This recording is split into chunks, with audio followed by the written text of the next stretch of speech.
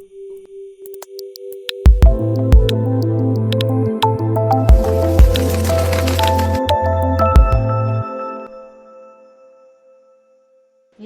day is a new beginning. Let today be the start of something new. If you are cold, it will warm you. If you are heated, it will cool you.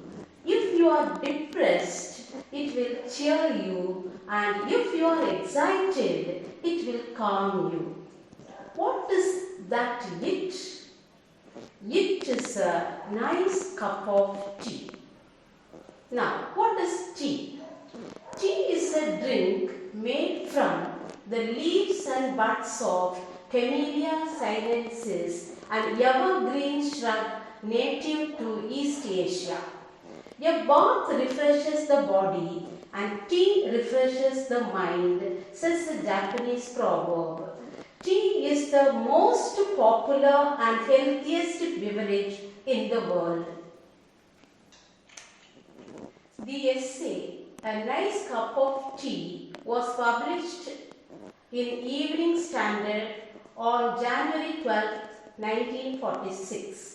It was written in a time when tea was rationed. So, there is a political background and the author has employed a mock serious tone. Before going through the text, let's have a quick glance at the biographical sketch of George Orwell. Eric Arthur Blair, better known by his pen name George Orwell, was born in 1903 in India. He was brought up in UK. Right from his younger days, he was interested in reading and writing. He served in various positions as a policeman, sergeant, bookshop clerk, and commentator in BBC. His literary career began with his publication of articles, reviews, and essays. Some of his works include Shooting an Elephant, Down and Out in Paris and London, Burmese Days, A Clergyman's Daughter, etc. His greatness emerged with the publication of Animal Farm and 1984. He was ranked second on a list of the 50 greatest British writers since 1945. He died in 1950. Now, let's go through the textbook. George Orwell highlights the distinctive features of preparing a nice cup of tea. If you look up tea in the first cookery book that comes to hand, you will probably find that it is not mentioned. So here Orwell says that if we go through a cookery book, now what is cookery book? Cookery book is a book which gives the ingredients and the procedure for preparing dishes. So what is cookery book? It is a book that gives the ingredients and procedures for preparing dishes. So if we go through such a cookery book, it is said that the recipe for preparing tea will not be given, or sometimes if it is given, only sketchy details or minimum details will be given in this cookery book. This is curious. Orwell says it is interesting to note that not only because tea is one of the mainstays of civilization in this country as well as in Ireland, Australia and New Zealand, but because the best manner of making tea is the subject of violent dispute. So this is curious, this is interesting to note because tea is one of the mainstays, that is a part of civilization of important countries like our country. He says that means his country is England, then IR stands for Ireland, Australia and New Zealand. It's not only because it is a part of their civilization, but also due to the fact that the manner of preparing tea is a subject of violent dispute. So it is a controversial topic. When I look through my own recipe for the perfect cup of tea, I find no fewer than 11 outstanding points. So in this essay, George Orwell gives his own recipe for preparing a cup of tea. How many points has he given? He has given us 11 golden points or rules. All perhaps two of them there would be pretty general agreement, but at least 4 others are acutely controversial. So some of the points that he has given can be easily agreed by everyone, but there are a few points which are highly controversial. Here are my own 11 rules, each one of which I regard as golden. Very important rules he has given us. 11 rules he has given. Let us see them one by one. First of all, one should use Indian or Ceylonese tea. China tea has virtues. Virtues means good qualities which are not to be despised. Despised means hated. It is economical and one can drink it without milk. But there is not much stimulation in it. Stimulation means excitement. One does not feel wiser, braver or more optimistic after drinking it. Optimistic means positive or hopeful. So here he tells something about this China tea. This China tea can be drunk without milk. It is economical too, but there is not much of stimulation. We drink tea for excitement that we don't get if we take China tea. And again, one does not feel wiser, braver or optimistic after drinking it. Anyone who has used that comforting phrase, a nice cup of tea, invariably means Indian tea. So he says that if by a nice cup of tea, we mean it is the Indian tea. And we Indians should be proud of the fact because Indian tea is popular all over the world. Now, what is special about Indian tea? Indian tea has attractive aroma, exceptional taste, health promoting potential, and it is also a rich source of antioxidants. So, the first rule that Orwell highlights is we should use Indian or Ceylonese tea. Secondly, tea should be made in small quantities, that is in a teapot. So, the second point highlighted by Orwell is the tea should be made in a teapot in small quantities. So, this is a teapot. Now you can have a look at the board where various types of teapots and the tea prepared in that, how it will taste, that is explained here. Okay. Now, tea out of an urn is always tasteless. Urn is a large container for boiling liquids, and the tea that is prepared in such an urn is usually tasteless. While army tea made in a cauldron tastes of grease and whitewash.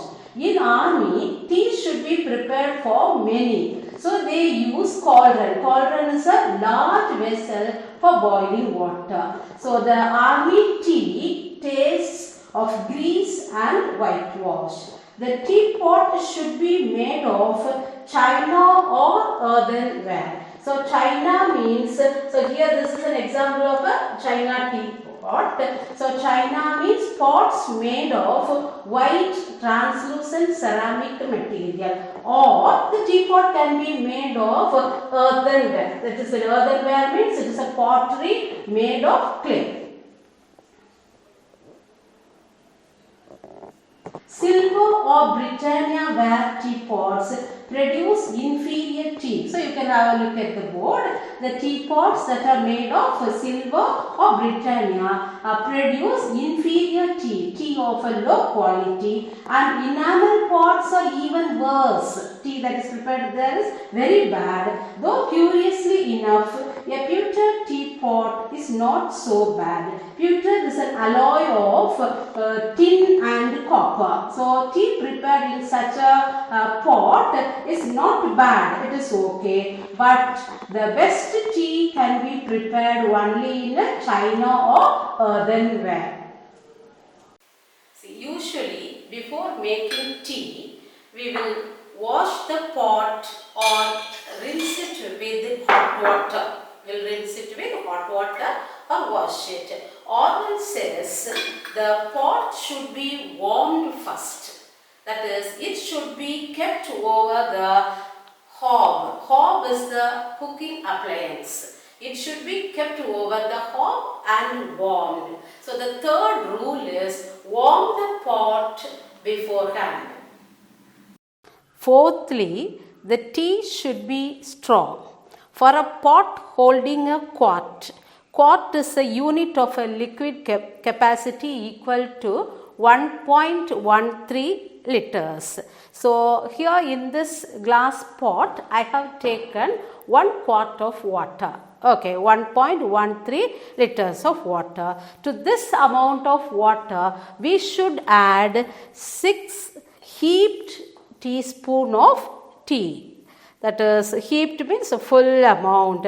So 1, 2, like that. We have to pour 6 heaped teaspoons into this pot. Okay, so that is the measurement or the proportion that Orwell gives to make tea.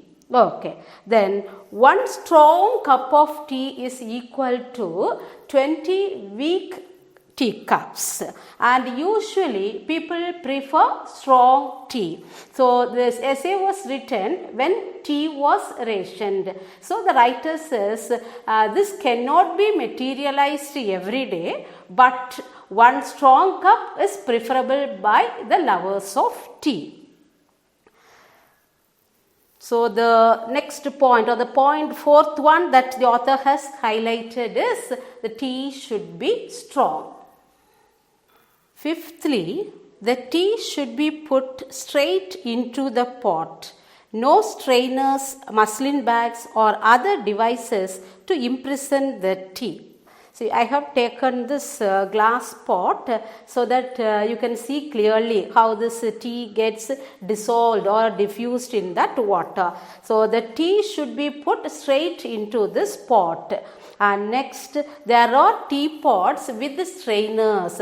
So here there is no such strainer inside, but if you look at the picture, you can see that this teapot has a strainer. So we are supposed to put the tea into that strainer, and then it will remain there. And also other things like muslin bags are also available. Once again, tea is imprisoned there. So the author humorously says that if you put tea into these bags or the strainers like that, tea will be imprisoned there. It will be held within that limited space. It cannot spread properly. It cannot diffuse properly. So for the tea to diffuse properly, it should be put directly into the teapot. In some countries, teapots are fitted with little dangling baskets under the spout to catch the stray leaves, which are supposed to be harmful. So look at this picture. Here we see a teapot with the dangling basket. Dangling means hanging. So spout is the mouth of this kettle or the teapot through which the tea can be poured. So why they have this basket is when the tea leaves also will be there in that tea, and this leaves will be filtered in the basket. So the author says that it is not necessary that we should filter each and every tea leaf there, and it is not at all harmful to consume or to take 1 or 2 tea leaves. Sixthly, one should take the teapot to the kettle and not the other way about. So this is a kettle, and this kettle we find that the water is boiling. Okay, so the author says that we should not take the kettle and then pour the water into the pot. This procedure is not right. He says the teapot should be taken to the kettle. So even while pouring water, this kettle should be placed over the flame so that the water is still boiling there. In such a way, the water should be poured into this teapot. The seventh point is, after making tea, one should stir it. Okay, must stir it, or we can even shake it a little, and then allow the tea leaves to settle. Eighthly, one should drink out of a good breakfast cup, that is the cylindrical type of cup, not the flat shallow type. So here you can see this cylindrical cup. Okay, and also this is a shallow cup. The author suggests that we should drink tea out of a good breakfast cup, that is a cylindrical cup, and not this shallow cup. Now, what is the advantage of this cylindrical cup? This cylindrical cup can hold more tea. And again, the tea will remain hot here for a long time. And in the case of this shallow cup, by the time we take our tea, half of it will become cold. So the point that he highlights here is, we should take tea in a cylindrical cup. Ninthly, one should pour the cream off the milk before using it for tea. That is, we should remove the cream. Cream is a thick layer of fat. So this should be removed before we use it for tea. Milk that is too creamy always gives tea a sickly taste. The 10th point is, one should pour tea first and then add milk. It is a controversial point. There are two schools of thoughts. One group of people say that first we should pour the tea and then add milk. Another group says milk should be taken first and then tea. According to Orwell, we can pour tea first and then add milk and then stir it. Only then we can regulate the amount of milk required. So just as Orwell has said, we have to pour this tea first and then we have to add milk. We can add milk and then we can stir it.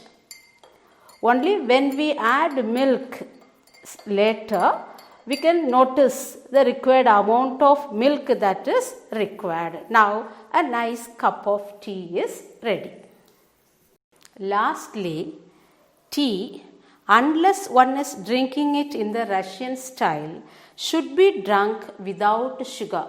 So, the last point is about adding sugar to tea. Should we add it or not? The Russians may add sugar, but Orwell says that sugar is not necessary for tea. I know very well that I am in a minority here. That is, only few people will agree with him, or only a few will like to take tea without sugar. But still, how can you call yourself a true tea lover if you destroy the flavor of your tea by putting sugar in it? So, according to him, if we add sugar to tea, we will be destroying the flavor of tea. So, a true lover will not destroy the flavor. So, a true lover of tea will not add sugar to it. It would be equally reasonable to put in pepper or salt. So, like that we can also put pepper or salt. All that is not necessary for tea. That is sugar, pepper or salt. That is not necessary. If you sweeten it, you are no longer tasting tea. You are merely tasting the sugar. So, if you add more sugar to tea, you will be tasting only sugar. You won't taste tea. So, you could make a very similar drink by dissolving sugar in plain hot water. So, if you want to taste sugar alone, you can dissolve sugar in hot water, plain hot water, and you can drink it. But for tea, we should not add sugar. So he says, if you continue this practice of taking tea without sugar for a fortnight, we will become used to that and we would even like to take tea thereafter without sugar. So, you can brew a cup of tea, sit down and enjoy. Don't forget to prepare it in the way Orwell has suggested. Before I conclude, let me tell a link between tea and life. Life is like making tea. Boil your ego, evaporate your worries, dilute your sorrows, filter your mistakes, get a taste of happiness. Stay happy.